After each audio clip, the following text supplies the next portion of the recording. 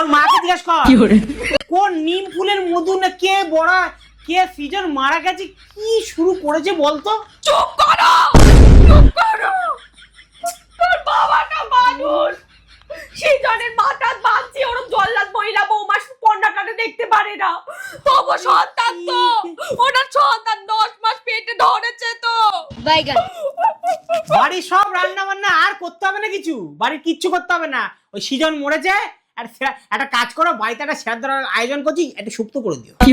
বাবারি বাবা, বাবাকে কিন্তু যেতে বল। না না না না একটা মানুষ মারা গেছে, কোন মানুষ এরকম করে না, এ মেনে নেওয়া যায় না। কোন মানুষ এরকম করে তুই বল।